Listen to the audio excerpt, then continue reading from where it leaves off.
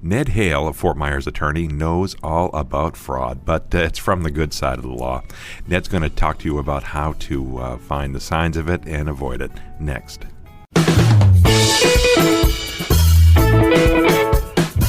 From the studios of the Royal Palm Coast Realtor Association in Fort Myers, Florida, this is the Royal Palmcast, the show about people and things that realtors, homebuyers, and home sellers care about. And now, here's your host, Jim Sanville. Hello and welcome to the Royal Palmcast. I am indeed Jim Sanville. We are coming to you from the production studio of the Royal Palm Coast Realtor Association here in beautiful, sunny Fort Myers, Florida. I'm here with Jerry Johnson, producer extraordinaire, and a special guest we'll introduce in just a moment. Jerry, how are things with you? Everything going your way? Yes. We'll say yes. Yes-ish? Is that yes-ish. We're going with that? Okay. I won't pry. Okay. I know you're a very private man, and we don't want to get into any of that. That's exactly right. But Yeah. on to bigger and better things. So I want to tell you, we have a very, very special guest today, and we're very excited about having him. He's a known person here around the association. His name is Ned Hale, attorney at law from Hale Law Services here in Fort Myers, also in Estero and Sanville, if my research is accurate. So you have three offices, and Ned is a board-certified real estate attorney under the Florida Bar. He practices real property, probate, and trust law, along with business law, elder law. So a lot going on there, and I'm sure Ned puts it to good use in his law practice. Ned, you are from Los Angeles, California originally. Tell me about your childhood, your background. Where are you from? I'm from a suburb of L.A., a very egghead-type suburb, college town called Claremont, very charming, called the city of trees and PhDs. Trees and PhDs. Wow, PhDs do grow on trees. Well, not for me. But so you grew up in L.A.? In a suburb, yes. Oh, is that put in the Inland Empire? Or? It is on the border of the Inland Empire. IE. You are correct. The IE, yeah. Yeah, well, L.A. is a whole other world, isn't it? There are about 5 major airports serving that area. It's huge. It's spread out. And you say you're from L.A., you need to say what part. Yeah. John Wayne, Van Nuys. Yeah. It's a big, sprawling city. Huge. But we're here in Southwest Florida, where life is a little bit more calm and ordered. And the air is much cleaner. The air is cleaner here. Vastly. Really? Things haven't improved there, huh? Oh, they're still bad. Because what happened is the cars, of course, are emitting less CO2 and smog. Admittedly, cars are much cleaner, but there's so many more people than there used to be. A lot of people. So at what point did you leave L.A. when you went to college? I went to college in Chicago, University of Chicago, then went back to L.A. after college, sold apartments for a while, and said, you know what, if you can't beat the lawyers, join them. So I went back to Chicago, went to law school, and then I said, you know what, it's too cold here. So I followed somebody down to Florida, and like most people, I just never left. Yeah, I can't believe I've been here 5 years. I can't believe it took me so long to move here. I said to my mother, why wait till I'm old to move to Florida? I'm going to do it now. And I was 28. I think a lot of us are in that boat, yeah. Now, so you started living, working here. You established your law practice here? Or? Yeah.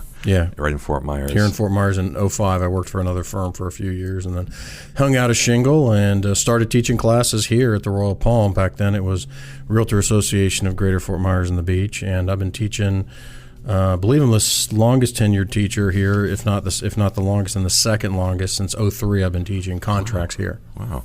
Have things changed a lot from then, legally? Not so much, no. Not the main issues. The core legal issues are the same. The laws are the same. The difference is the contract has gotten much longer. Things have gotten more complicated now, no doubt. But the core issues haven't changed much in 17 years. Now, your practice is specific to Florida law. Yeah. How much does it vary from state to state? Is it wildly disparate? And here's your favorite lawyer answer. It depends. It depends on what sort of law you're talking about. And if you're talking about real estate law, which is what most of your listeners are going to be interested in, there are subtle differences from state to state, but most of the states are pretty consistent in their laws with other states. But the devil's in the details. And if you don't have the details, then you're no good. So I can't do a deed. I can't prepare a deed in Georgia, for example. I'm not licensed there, and I could screw up a detail. Can I say that? Yes, you can. Okay. I think you just did. Yeah, in I fact. just did. So we're going to go with that. Yeah, you can't mess up is what I'm hearing from Yes. you. So once you're in a state, you stay within those lines when you practice law. Yeah, you really do. If you're Yeah. not licensed in a state, in a particular state, don't be doing anything. Don't interpret laws in the other state. You're just not qualified to. You're being paid a lot of money to understand the laws in the state that you're licensed. Mm-hmm. Now, that said, I'm sure that there are times when federal law and regulation come into play that where everyone has the same overarching rules. Of course. Federal law trumps, pun intended, state law. It does trump it. Yes, we do. We do believe that. So in any event, one thing I want to talk to you about, and this is kind of your specialty in terms of teaching here, is fraud, liability, and other such matters. Let's talk about wire fraud in particular. What does wire fraud mean? The main thing is there are fraudsters out there, some based in the U.S., some based in foreign countries, who have identified real estate transactions, title companies, and attorneys as having a bunch of money. Now, think about, too, Willie Sutton robbed banks because that's where the money is. But banks have a lot of good security protocols in place. Why? Because they're set up for it, they're FDIC'd, and they have all these federal regulations to ensure they have very good security. And most banks really do have good security. However, title companies, who handle sometimes hundreds of thousands, if not millions of dollars, often are just mom-and-pop shops who do not have the same safety protocols in place as a bank. So why would a fraudster or a thief pull a gun, run into a bank, and hold up the teller for $5,000 when he can try to steal money on a real estate transaction for a couple $100,000? He's anonymous. He's somewhere in cyberspace. So not a bad idea if you're a crook. Go target title companies and attorneys, and plenty of them are. Now, does a lot of this fraudulent activity come from other countries? They're not totally sure. I was at a seminar last year where they said there were a bunch of guys that were foreigners that set up in, ready for this, a hotel in Valdosta, Georgia, and they were going all over the country hacking, and we're going to talk about how all of this plays out and how they do it. But the main thing they were doing was hacking and engaging in wire fraud out of a hotel in Valdosta, Georgia. Well, the FBI shut that down, and they probably opened up in, Tifton, Georgia, or, Warner Robins, who knows? Wow, itinerant fraudsters, huh? Yes. Wow. Well, what a lifestyle that must be. So were you talking about hacking into banks, financial institutions? No. I'm talking about emails. I mean, you want me to go ahead and get into Please, wire fraud let's get and the into most common way it is perpetrated? Well, here's what happens. It generally starts with hackers hacking into the email of a realtor or a title company. Now, how they do it, I don't know. But you know how hackers find ways of hacking into email. Okay, they're specialists in it. Could be anything. Intercepting an email address plus a password when someone logs into a public site. But that's key. First and foremost, what they'll often do, and I'm talking about real estate wire fraud, real estate transaction wire fraud. So step number one is usually hacking into the email address. And we're going to talk about ways to prevent these sorts of things, hacking and other things. But let me first tell you how the most common and effective way it occurs. Number one, they hack in. Number two, they monitor communications between the agent, the real estate agent. They've usually hacked into the real estate agent's email, and they'll watch what's going on between the title company and the realtor. And then what they'll do is they will try to find out, and they'll be able to see when you're getting close to closing. And then what they do is, as you're getting close to closing, they create a fake email address, which is similar to the agent's real email address, and they copy and paste the signature page. And then what they do is they send fake wiring instructions saying, oh, the wiring instructions have changed. They send them to, they masquerade as the realtor saying wiring instructions have changed, and then they give them wiring instructions not to the actual party. It's usually seller's proceeds. So they'll say, okay, the wiring instructions have changed. They are then given wiring instructions to a fraudulent account owned by the fraudster. And then what they'll do is, they're not stupid, because they know this may be detected by the realtor or the title company or the seller. So then what they'll do is they'll say, oh, by the way, what's going on is, I can't talk to you right now, because they don't want people talking by phone. So they pretend to be the realtor saying, I can't talk right now, I'm going into a meeting. And then what they do is they then, and the best ones that I've heard of, they then will say, they'll then call the title company. Believe it or not, they'll reach out to the title company and say, hi, this is the fraud department from Bank of America, okay? We believe there has been fraud on this account, but we're on top of it. We're monitoring it. We're going to keep you posted, title company, about this. Well, why on earth would they do that? Why would they then literally pretend to be the bank? It's all fake. Pretend to be the receiving bank saying that there's fraud, but don't worry about it. Don't call, we're on top of it. They don't say don't call your bank, but they say we're on top of it. We're taking care of it. We think we've seized the funds. The account's been frozen. We're going to get the money back to you, because eventually the title company is going to find out that there was fraud. Why? Because the seller's going to say they didn't get their money. And they don't want the title company calling the bank directly. So they do a preemptive strike. They say, the fraudster says they're with the bank, could be Bank of America. I'm just using that as an example. And say, don't worry, the account's been frozen. Why would they do that? So they can have more time to transfer the money out of the fraudulent account into another fraudulent account with another bank, so that, number one, the title company doesn't call their own bank. Number two, they don't call the receiving bank, because they figure it's all being taken care of. It's actually sophisticated. It's actually kind of a genius scam. It's actually remarkable. Oh, and people often say, well, these emails, you can tell by fraudsters because the emails have typographical errors or misspellings.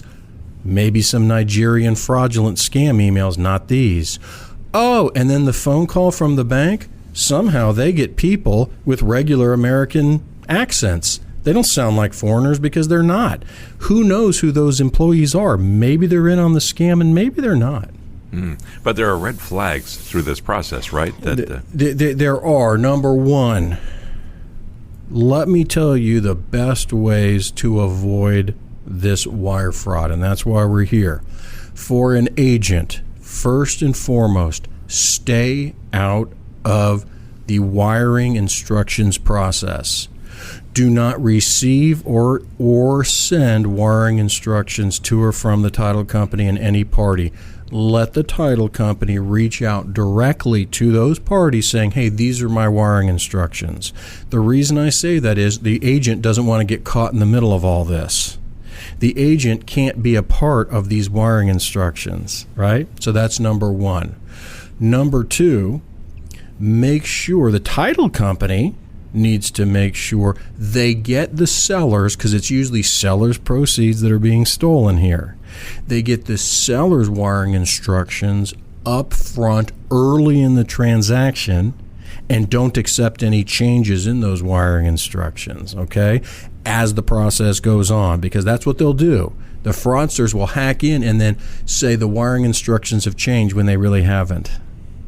It's a scam. So make sure there are wiring instructions early on in the process, and the title company should not accept any changes without a serious investigation as to what's going on. Thirdly, make sure you have verified phone numbers for everybody. Never send a wire without verifying, the wiring instructions, and that's the key too. You have to phone. If any title company is going to send a wire, they need to have a confirmed phone number of the recipient and phone them to make sure these are the correct wiring instructions and read them out. Banks do that. Title companies do that now. Most of them do. Don't just accept any old wiring instructions.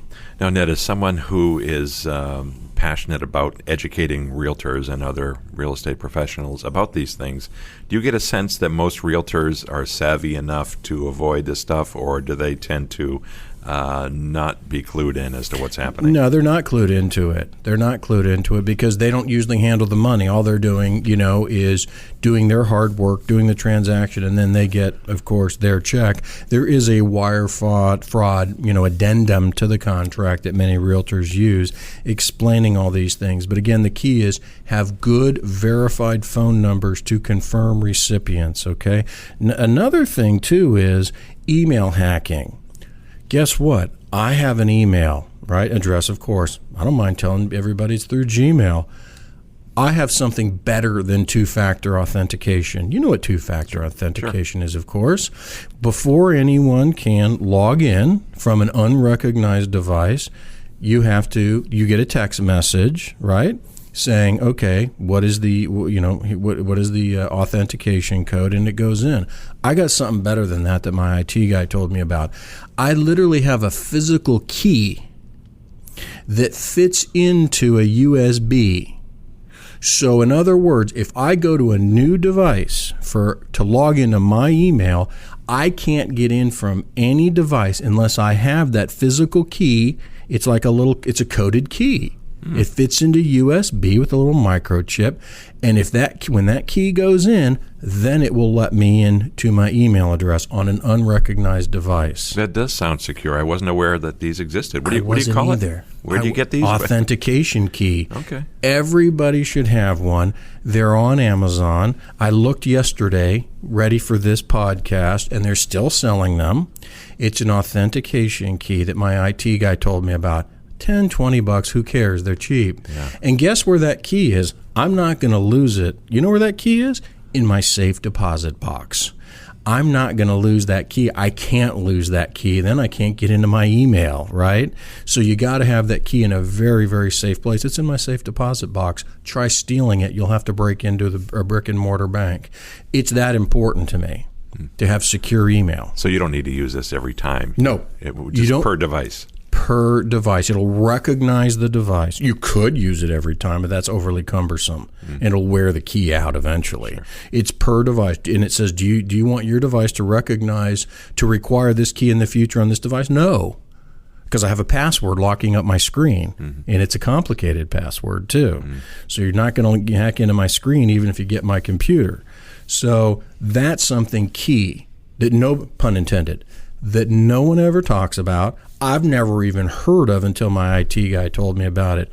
It starts with email hacking. Make sure your email's not hacked into. Very interesting stuff, Ned. Very interesting. I feel like the listeners have already gotten their money's worth out of this podcast. Don't you agree, Jerry? Oh, absolutely. I think that's I never heard of that either. No, I'm going to be checking that out. Go on Amazon. They're all over. Fantastic. Type in email security key, and there you go. Who knew? Ned knew. That's why we have him here in the studio, because he is going to save us from ourselves, I have a feeling. Ned knows. Especially if you're a realtor conducting huge transactions on a daily, weekly basis. It's good to have a lawyer in your corner and someone who can advise you on these matters. I hear some music playing in my head. I sometimes hear voices, but this time it's music. And so that means we're about to leave for a little break. We're just going to take a minute or two, and we'll be right back with Ned Hale here on the Royal Palmcast.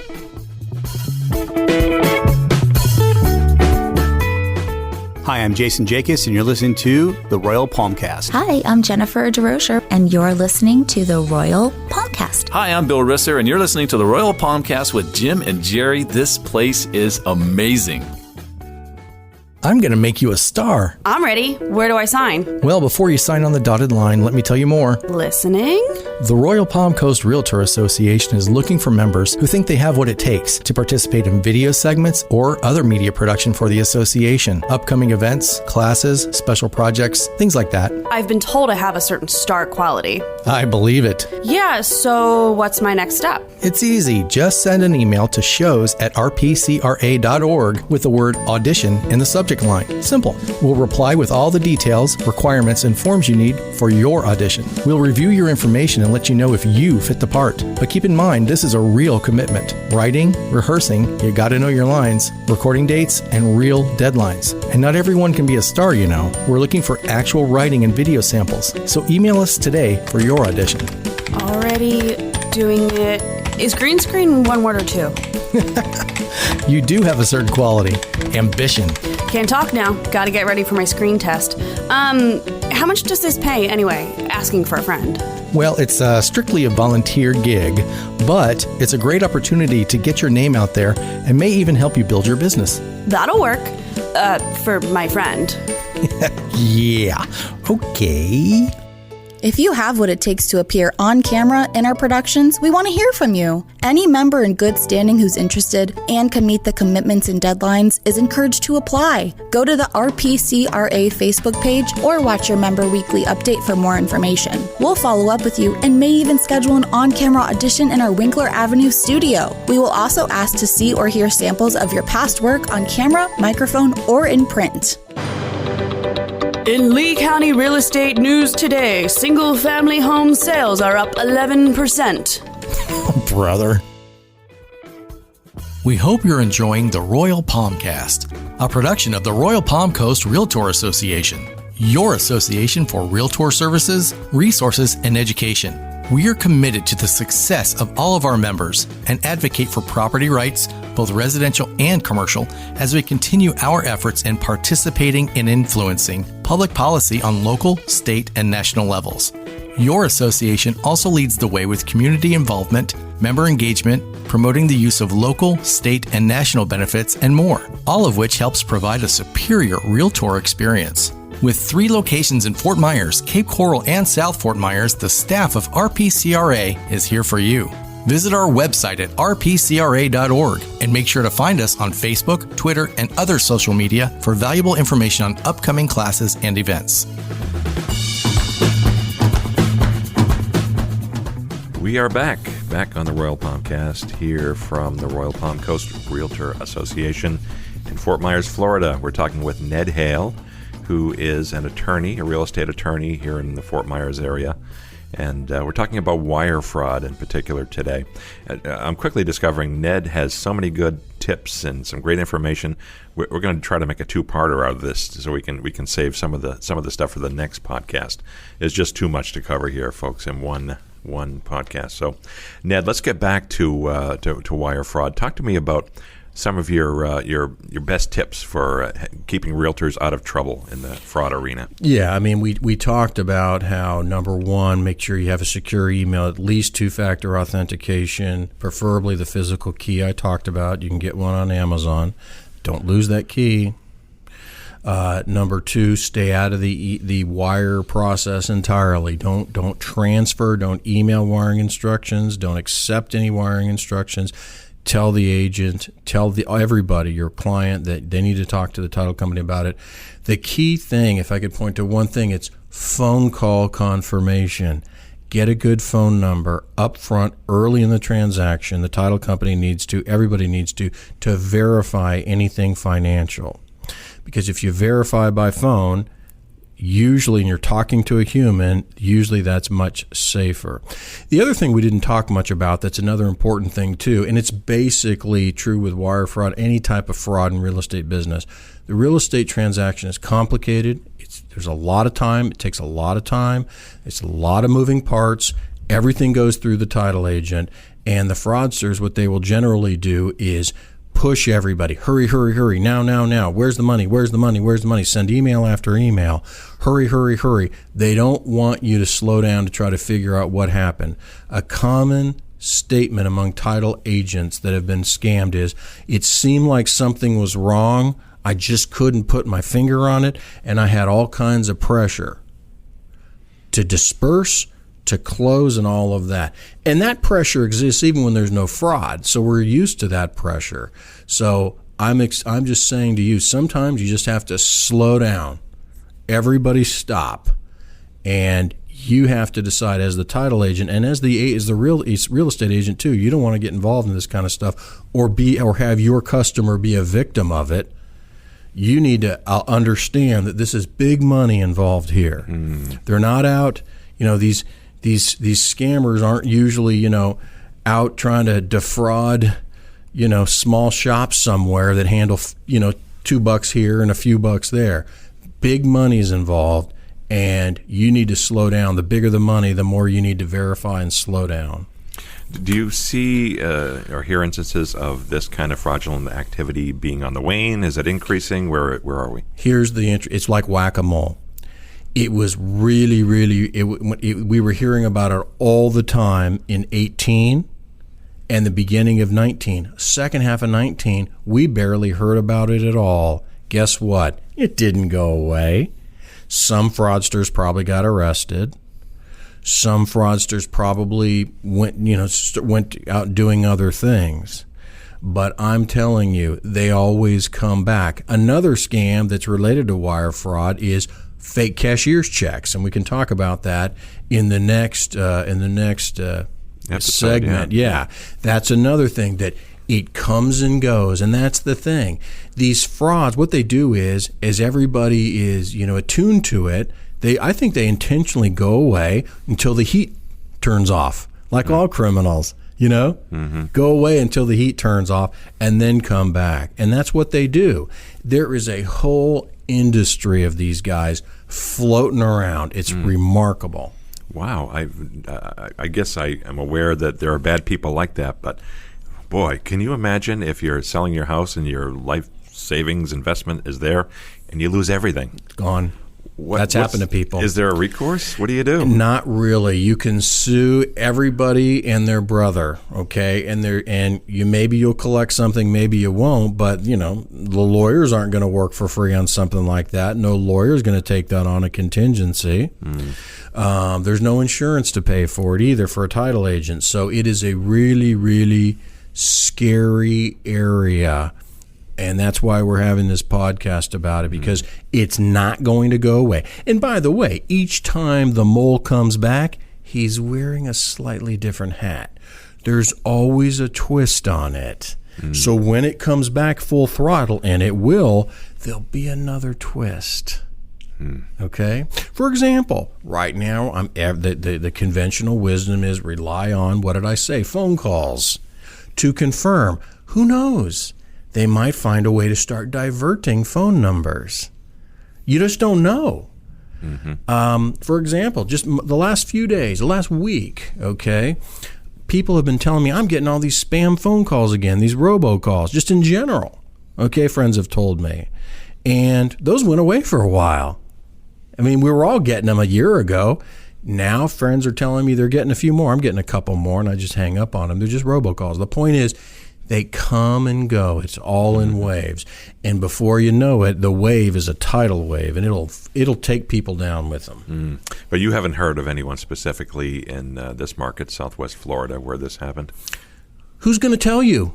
It's as an embarrassment factor. Who's going to tell you? Yeah. If it's happened to somebody, they're not going to exactly tell you.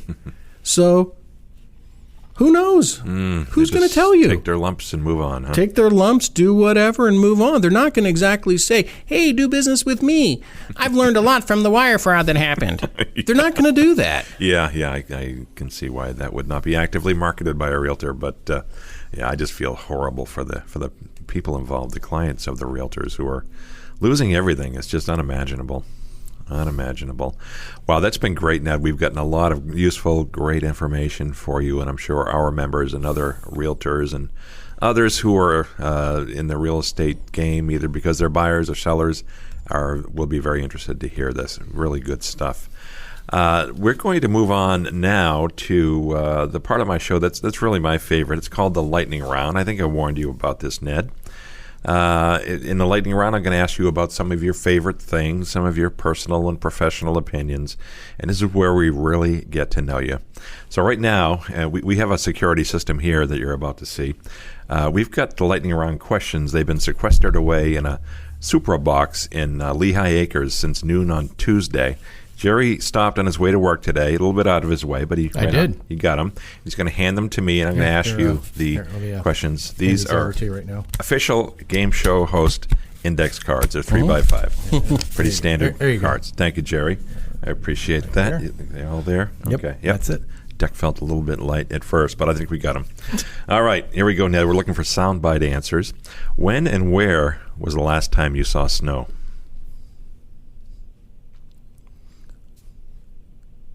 Colorado, 2016. It's good that you had to think about it for a while. You don't want that to be too fresh. I was going to add the Jeopardy theme there. Okay, moving on to in the lightning round. Where would you live if not in Florida? New Zealand. Cats or dogs? Dogs are sweeter, but cats are easier. Cats.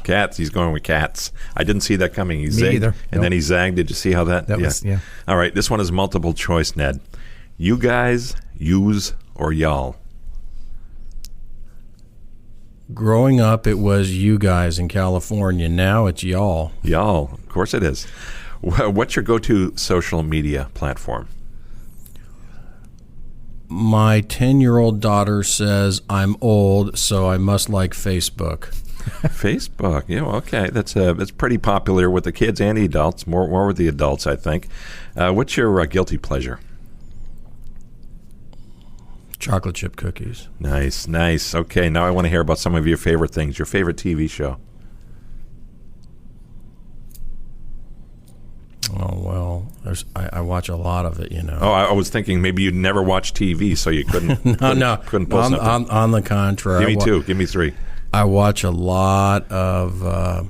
I like air disasters. Have you seen that? Yes, I have. It's fascinating. Yeah, I'm a pilot, so you are? Yeah. I'm a gyro pilot. Really? Yeah. Interesting. I'm an aspiring gyro pilot. Aspiring, huh? Yeah. Rotary wing? I'm a rotor head. Yeah. So air disasters is my favorite show. Yeah, good stuff. Interesting. Your favorite movie about lawyers or the law? Go see The Lincoln Lawyer.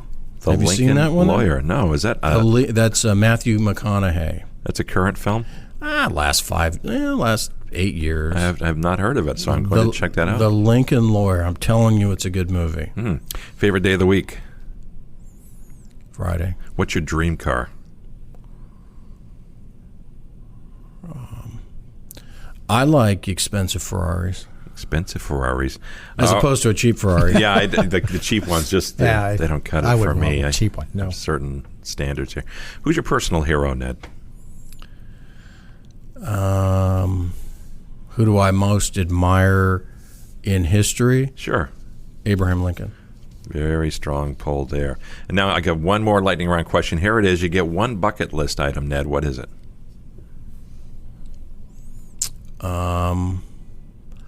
I want to fly into space with Elon Musk. That's the ultimate tourist attraction, is flying into space. Yes. Have you seen the Starship that's going to carry 100 people? I have seen that. The big fat rocket with the big motors and engine. Yeah. Isn't he taking deposits already? I believe he is. At least, is it $1 million or 100,000? It was high. It's a lot of money. Or you can go Blue Origin with Jeff Bezos, or Branson's got something happening too. I really think they're onto something. Yeah. And they're going to get a lot of takers. That's the coolest thing ever. I agree. All right, it's time to say goodbye here. Ned, thank you so much for joining us. I really appreciate it. We appreciate your time. I know you're a busy guy, fighting criminals in the law and that kind of thing. Well, real estate shenanigans, at least. So I want to tell Jerry that I appreciate his being here. We're not going too far away. We're going to do another podcast that will appear as our next episode. We're going to talk more about fraud. Ned will fill us in about some of the other ways that people are looking to steal your money, your reputation, those kinds of things. So I also want to thank all the folks who work here at the Royal Palm Realtor Association, Royal Palm Coast Realtor Association, including our CEO, Beata Jones, Jerry Johnson, and the whole staff. Thanks very much for listening, folks. We'll look forward to seeing you next time. Thanks for listening to the Royal Palmcast. Tune in again for more episodes and make sure to check out our sister podcast, Realtor Riff Rap, and our video news show, Realtors Corner, which can be found on the Royal Palm Coast Realtor Association Facebook page and YouTube channel. Sponsorship opportunities for these programs and more coming soon. So stay connected with RPCRA and stay tuned. This has been a production of the Royal Palm Coast Realtor Association.